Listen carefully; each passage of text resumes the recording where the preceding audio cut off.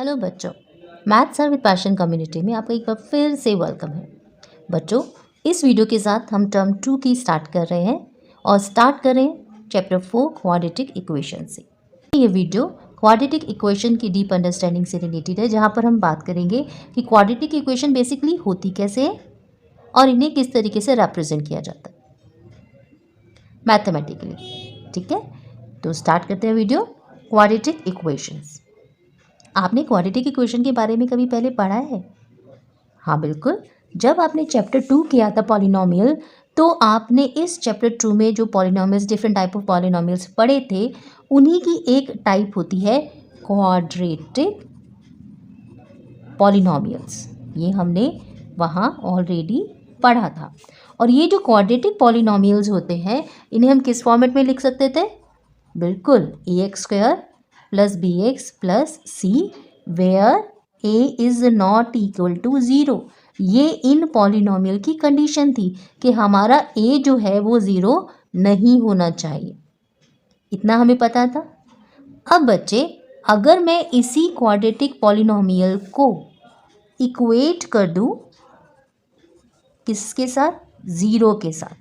यानी अगर मैंने इसी क्वाड्रेटिक पॉलिनोमियल के साथ इक्वल टू 0 लिख दिया, तो अब ये मेरी जो इक्वेशन बन गई, इसे हम क्या कहते हैं? Quadratic equation. तो ये पॉइंट क्लियर हो गया। अगर आप ax² + bx + c के साथ 0 नहीं लिखते हो तो वो आपकी क्वाड्रेटिक पॉलिनोमियल कहलाता है, और जब आप ax² + bx + c = 0 लिख देते हो तो वो आपकी क्वाड्रेटिक इक्वेशन कहलाती है। इतना पॉइंट क्लियर हो गया। अब बात करते हैं कि भाई क्वाड्रेटिक इक्वेशंस की हमें रियल लाइफ में ज़रूरत कहाँ आती है। अब मान लो आपके स्कूल में प्रिंसिपल मैम ने आपके लिए एक रिस्पॉन्सिबिलिटी दे दी कि आप अपने प्लेग्राउंड के मेजर्स के करेंगे, और क्योंकि हमें उसके अंदर प्लेग्राउंड में कुछ सर्टन वर्क करना है। तो जब हम इस सिचुएशन को डील कर रहे थे तो हमें ये बताया गया कि ये हमारा एक प्लेग्राउंड है। ठीक है, ये हमारा प्लेग्राउंड बन गया। हम इसको एज्यूम कर लेते हैं ABCD।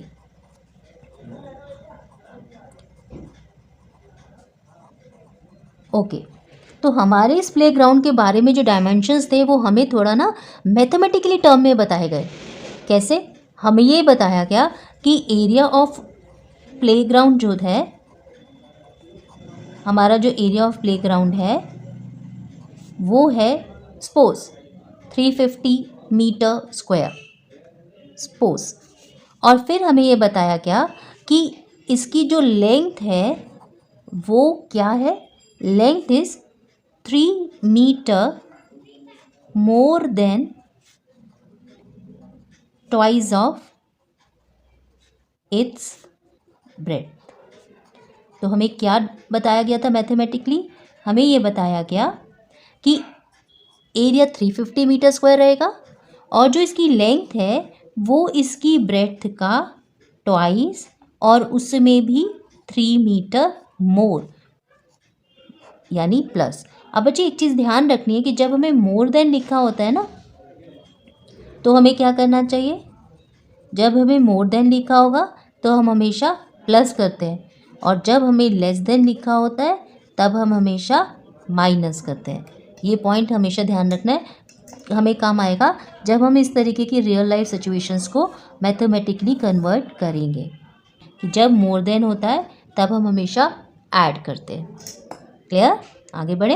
अब हमारी सिचुएशन थी ये, area of playground 350 meter square दिया है, लेंथ है 3 meter more than twice of its breadth. तो बच्चे यहाँ सबसे पहले ध्यान दो, लेंथ हमें क्या दिया है?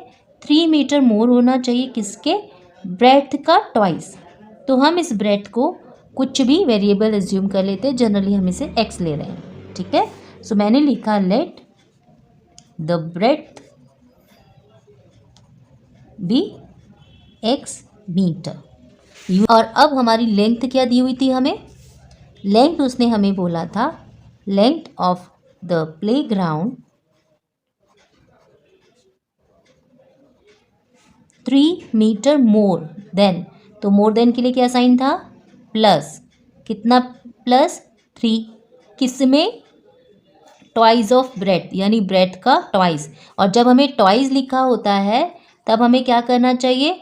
इंटू 2, यानी हमें मल्टीप्लाई किससे करना चाहिए, जो भी हमें दिया है जिसका भी टॉइस लेना है उसे मल्टीप्लाई करना चाहिए 2 से। ये पॉइंट क्लियर।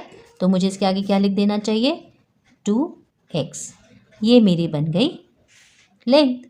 अब एरिया का फॉर्मूला क्या होता है, एरिया ऑफ रेक्टेंगल का फॉर्मूला, क्योंकि जो हमारा प्लेग्राउंड है वो तो रेक्टेंगुलर शेप में है ना, सो एरिया ऑफ प्लेग्राउंड अगर हम लिखेंगे तो हमारा एरिया हो जाना चाहिए L इंटू बी। सो L हमारे पास 2x प्लस 3 है, राइट, और ब्रेड्थ हमारी कितनी है x, तो टोटल एरिया कितना दिया था 350, इतना हो गया। अब सबसे पहले हमें क्या करना चाहिए, इस इक्वेशन को सॉर्ट आउट कर लेना चाहिए। जब आप सॉल्व करेंगे तो इक्वेशन हमारी, हमें करना क्या है, 2x को x से मल्टीप्लाई करेंगे, 3 को भी x से। ये सिंपल मल्टीप्लिकेशन है, ठीक है, जो हम करने वाले। अब 2x को आप x से मल्टीप्लाई करेंगे। देखो, अगर आपको इस मल्टीप्लिकेशन में थोड़ा भी डाउट है तो एक बार यहाँ पर समझ लेते हैं। x के आगे जो हमारे पास न्यूमेरिकल कोफिशिएंट है वो क्या है, 1। सो 2 इंटू 1 विल बी 2। अब हम x को x से मल्टीप्लाई करेंगे, और जब हम मल्टीप्लाई करते हैं तो हमारी पावर्स जो होती हैं वो प्लस हो जाती हैं। तो x की पावर कितनी, 1, यहाँ x की पावर 1, 1 प्लस 1 2, तो मैंने लिखा 2x रेज़ टू पावर 2। ये पॉइंट क्लियर, हमारे पास आया 2x रेज़ टू पावर 2। अब आपने 3 को x से मल्टीप्लाई करना है, 3 इंटू x, x के आगे अगेन न्यूमेरिकल कोफिशिएंट 1, तो 3 into 1 will be 3x plus 3x is equal to 350। ये अभी मेरे पास क्वाड्रेटिक इक्वेशन के फॉर्म में नहीं है। क्यों?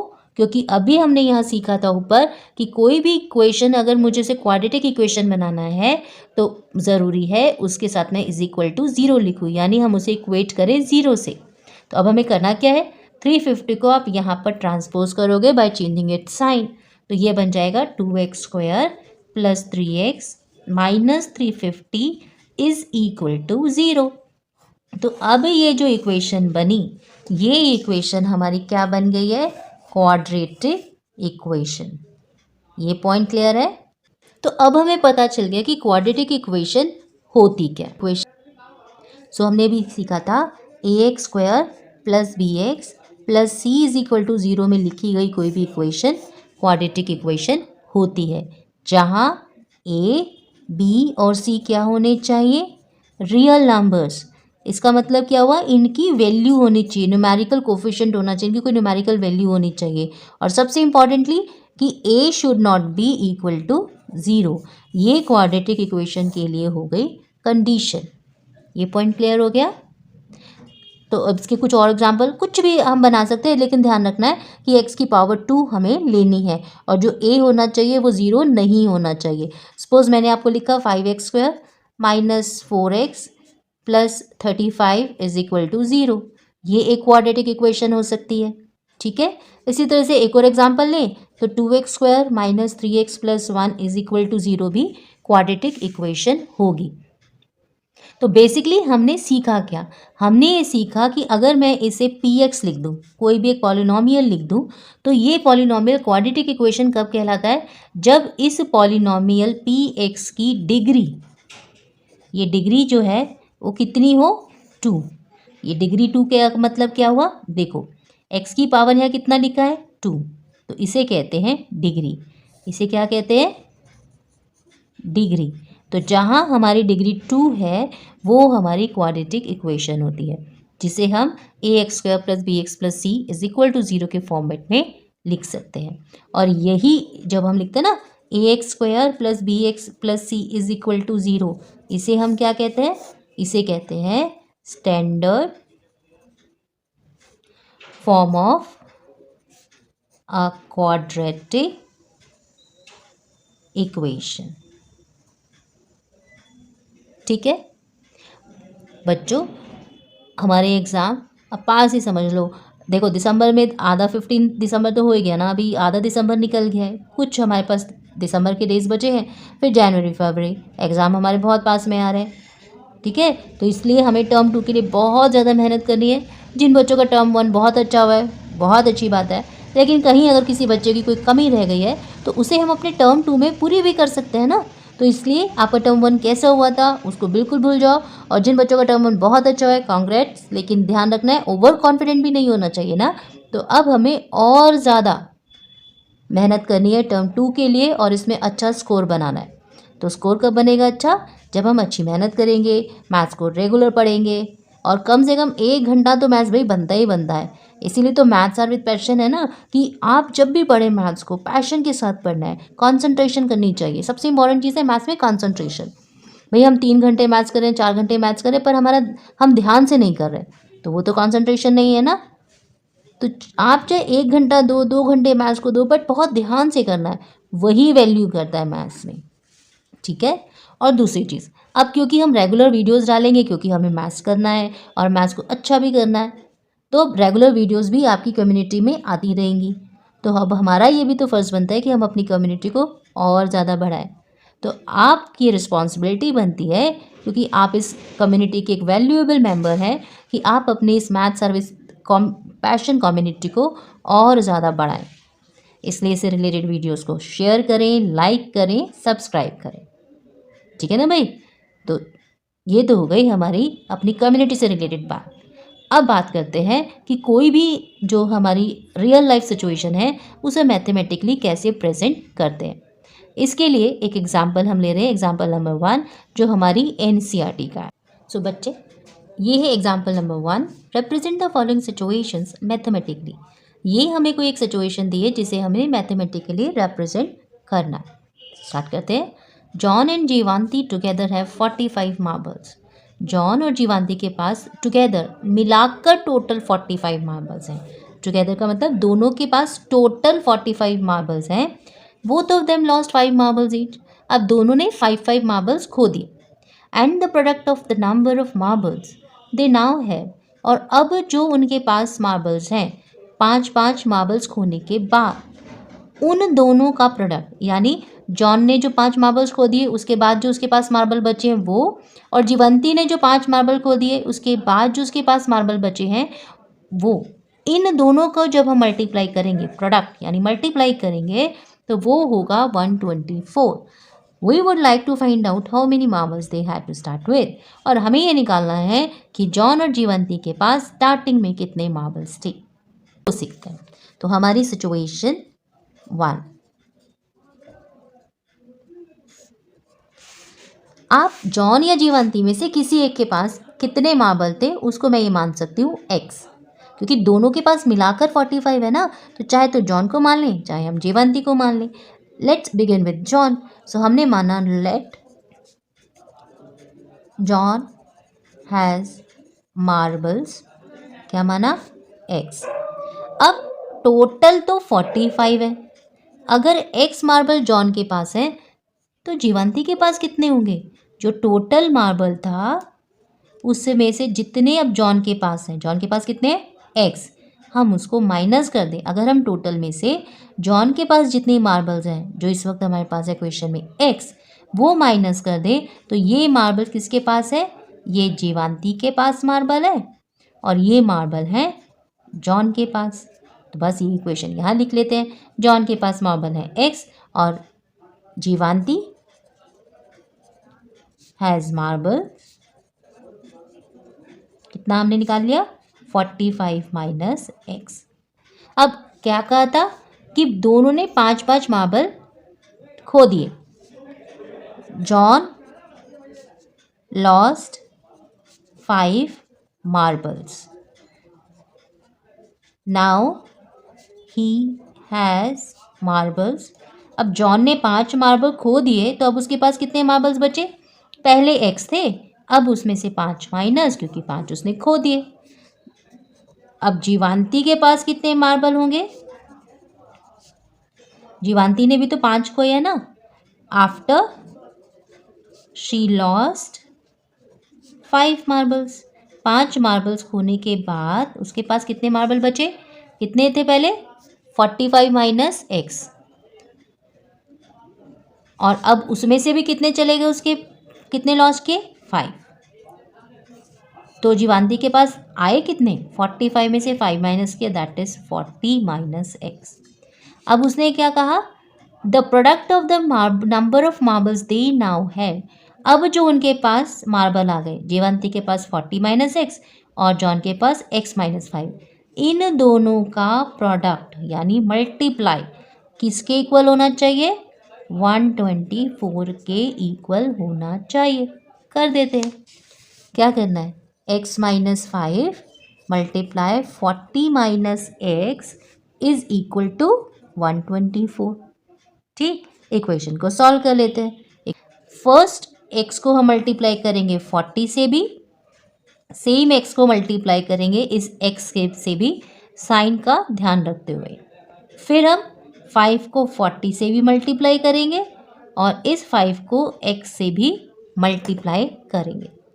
देखो, अगर कुछ बच्चों को इस मल्टीप्लिकेशन में थोड़ी सी डिफ़िकल्टी होती है तो एक बार इस क्वेश्चन में हम इसकी एक्सप्लेनेशन कर लेते हैं कि एक्चुअल में मल्टीप्लाई कैसे करते हैं। ठीक, करते कैसे, x लिखा, सेकंड वाली जो ब्रैकेट है उसको एज इट इज़ नोट कर लेंगे, फिर फर्स्ट ब्रैकेट का सेकंड नंबर विद साइन अपने पास लिखा, second bracket as it is note down कर ली, 124। अब जैसे मैंने अभी कहा था ना, वैसे ही करना है, यानी x को आप 40 से भी मल्टीप्लाई करो और इस x को इस माइनस एक्स से भी मल्टीप्लाई करो।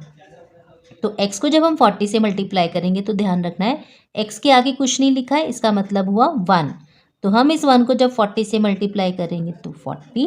अब इस 40 के साथ तो कोई वेरिएबल है नहीं ना, तो खाली x इसके साथ आ गया। अब हमें क्या करना था, 1 को मल्टीप्लाई करना है इस x के न्यूमेरिकल कोफिशिएंट से, इसके आगे कुछ नहीं लिखा है जिसका मतलब हुआ 1। सो 1 इंटू 1 विल बी 1, तो हम लिखेंगे नहीं, ये अंडरस्टूड होता है। तो x इंटू एक्स हमारा हो गया एक्स स्क्वायर। अब इसी तरीके से हम मल्टीप्लाई करेंगे अपनी सेकेंड ब्रैकेट में -5 से 40 को भी और -5 से इस माइनस एक्स को भी मल्टीप्लाई करेंगे। तो 40 into 5 will be 200 plus minus minus का साइन। अब माइनस माइनस क्या होता है, मल्टीप्लाई करते हुए बिल्कुल साइन प्लस में कन्वर्ट हो जाता है, और 5 into x will be 5x is equal to 124।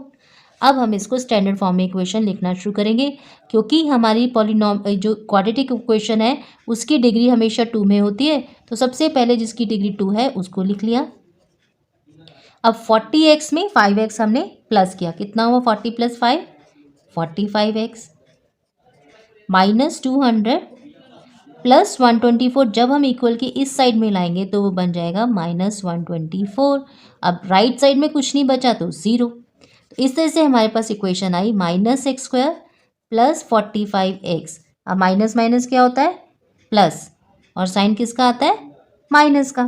तो हमारे पास आया -200 में 124 ऐड करेंगे, -324 इज इक्वल टू 0। इक्वेशन बन गई, हाँ इक्वेशन तो बन गई, बट हमारे एक्स स्क्वायर में माइनस है, जो हम एक्स स्क्वायर में माइनस नहीं रखते। तो क्या करेंगे, हमने इस पूरी इक्वेशन से माइनस कॉमन निकाल लिया, यानी जो प्लस था उसके आगे माइनस लगा देंगे और जो माइनस था उसके आगे प्लस लगा देंगे, इज इक्वल टू 0। अब ये माइनस जब राइट हैंड साइड में जाएगा तो वहाँ पर ऑलरेडी क्या था 0, तो ये वहाँ जाके ख़त्म हो जाएगा, और इस तरह से जो हमारे पास इक्वेशन बचेगी वो इक्वेशन बची x² minus 45x plus 324 is equal to 0। ये हमारी क्वाड्रेटिक इक्वेशन हो गई, थी ना आसान। चलो इसका सेकंड वाली सिचुएशन को भी डील करते हैं। A cottage industry produces a certain number of toys in a day. एक कॉटेज इंडस्ट्री है, वो एक पर्टिकुलर नंबर ऑफ टॉयज एक दिन में बनाती है। अब अगर cost of production of each toy, यानी एक टॉय को बनाने का खर्चा 55 minus the number of toy produce in a day हो, तो खर्चा कैसे हमें निकालना है, 55 माइनस होंगे number of toys produce in a day. जो टॉयज एक दिन में प्रोड्यूस होते हैं, अगर हम उसमें से 55 माइनस कर दें तो वो उसकी कॉस्ट होगी। अब on a particular day the total cost of production was ₹750। किसी एक पर्टिकुलर डे पर अगर उस दिन की टोटल कॉस्ट 750 हो, so we would like to find out the number of toys produce on the day. हमें ये निकालना है कि उस दिन कितने टॉय प्रोड्यूस हुए थे। तो हम इस सम को शुरू करेंगे ना। अब हमें क्या दिया था कि किसी कॉटेज इंडस्ट्री में एक certain number of toys produce होते हैं। क्योंकि सर्टेन नंबर ही हमें निकालना है तो हम इसको ले लेंगे x। ठीक है, सो सिचुएशन 2 हम करने जा रहे हैं। हमने लिख लिया late the number of toys. अभी ना समझ लो, अभी समझ लो और बाद में वीडियो को पॉज करके अपने पास नोट कर सकते हो। ठीक है, let the number of toys produced in a day is equal to x। इतना क्लियर। फिर क्या बोला है, cost of production of each toy. एक टॉय को बनाने की हमारी प्रोडक्शन कॉस्ट क्या रहेगी, नंबर ऑफ टॉय में से माइनस करना है 55। ये लिख लेते हैं, कॉस्ट ऑफ वन टॉय। एक टॉय की कॉस्ट हमारे को क्या बताई है कि जितनी भी प्रोडक्शन होती है किसी गिवन डे के ऊपर उसका क्या करना है, -55, यानी 55 माइनस x। ये मेरी कॉस्ट ऑफ वन टॉय है। फिर उसने क्या कहा, आगे पढ़ता है, on a particular day the total cost of production was 750। और उससे पहले उसने कहा था cost of production of each toy was found to be 55 minus number of toy, जो हमने लिख लिया। अब टोटल कॉस्ट उसने हमें दी है, टोटल कॉस्ट ऑफ प्रोडक्शन कितनी दी थी, उसने हमें टोटल कॉस्ट ऑफ प्रोडक्शन दी थी ₹750। देखो यहाँ लिखा था ना ₹750। तो ये टोटल कॉस्ट बच्चे आती कब है, जब हम नंबर ऑफ टॉय को इस कॉस्ट से मल्टीप्लाई कर देंगे। ठीक, सो हमारी नंबर ऑफ टॉयज थी x, कॉस्ट थी 55 माइनस x, इक्वल होना चाहिए 750। सॉल्व करते हैं। जैसे अभी मैंने बताया था x से 55 को भी और इसी x से इस माइनस x को भी मल्टीप्लाई करेंगे। तो 55 into x will be 55x minus plus minus x into x will be x square is equal to 750। वापस x में स्क्वायर में माइनस आ गया है तो हम क्या कर लेंगे, माइनस कॉमन निकाल देंगे। लेकिन उससे पहले इसको स्टैंडर्ड फॉर्म में लिख लेते हैं। प्लस 750 इक्वल के आपके लेफ्ट साइड में आएगा, क्योंकि पॉजिटिव है तो माइनस बन जाएगा। ठीक, माइनस क्योंकि हमारे x स्क्वायर में है हम कॉमन ले लेंगे। तो अब कॉमन लेने का सबसे आसान तरीका, भाई साइन चेंज कर देंगे। कैसे, प्लस था तो माइनस बना देंगे और माइनस था तो प्लस बना देंगे। तो अब हमारी ये बन गई स्टैंडर्ड क्वाड्रेटिक इक्वेशन। बच्चे अब नेक्स्ट वीडियो में हम इसका एग्जाम्पल नंबर 2 करेंगे। तब तक अच्छी तरीके से मैथ्स की प्रैक्टिस करनी है। और हाँ, सबसे इम्पॉर्टेंट थिंग, अगर आप लोगों ने अब तक सब्सक्राइब नहीं किया है तो जल्दी से कर लीजिए, ताकि जो वीडियो रेगुलर आपको वीडियोस मिलेंगी तो उनकी नोटिफिकेशन आपको सबसे जल्दी मिले, ताकि आप सबसे जल्दी मैथ्स को अपने प्रैक्टिस में लाएं। God bless.